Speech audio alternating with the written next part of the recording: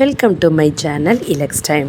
இன்றைக்கி நம்மளோட just basic கிளாஸில் எப்படி போர்டு செட் பண்ணி காயின்ஸ் அரேஞ்ச் பண்ணுறது, எப்படி ஒரு காயின் கேப்சர் பண்ணுறது அப்படிங்கிறது தான் நம்ம பார்க்க போகிறோம். ஸோ இந்த வீடியோ கண்டிப்பாக உங்களுக்கு யூஸ்ஃபுல்லாக இருக்கும். ஸோ வீடியோ ஃபுல்லாக ஸ்கிப் பண்ணாமல் பாருங்கள். வாங்க நம்ம வீடியோக்குள்ளே போகலாம்.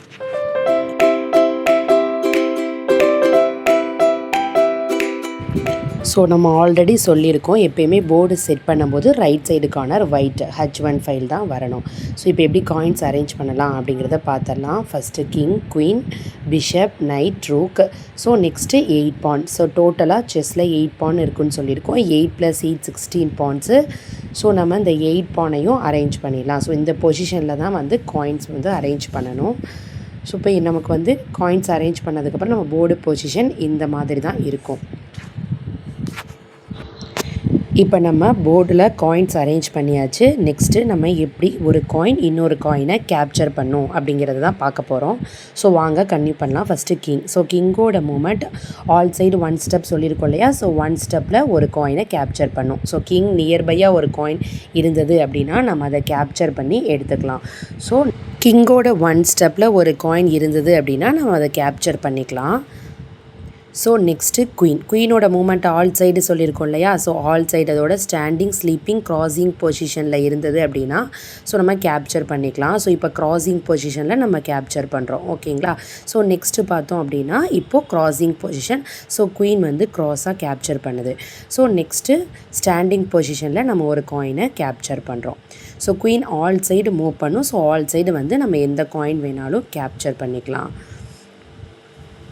So next rook. ஸோ ரூக்கோட movement standing and sleeping. So standing and ஸ்லீப்பிங்கில் ஒரு காயின் இருந்தது அப்படின்னா நம்ம அதை கேப்சர் பண்ணிக்கலாம். ஸோ நெக்ஸ்ட்டு நைட்டோட மூமெண்ட் எல் ஷேப் சொல்லியிருக்கோம் இல்லையா. ஸோ எல் ஷேப் பொசிஷனில் எந்த காயின் இருந்தாலும் நம்ம கேப்சர் பண்ணிக்கலாம்.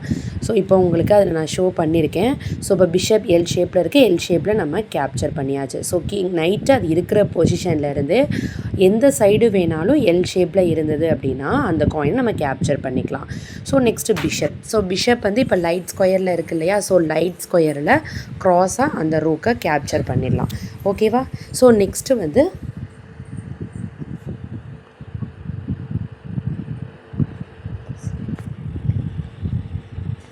பான். ஸோ பான் பார்த்திங்கன்னா மூவ் பண்ணுறது ஸ்ட்ரைட்டாக மூவ் பண்ணும். ஒரு காயினை கேப்சர் பண்ணும்போது க்ராஸ் பொசிஷனில் கேப்சர் பண்ணும்.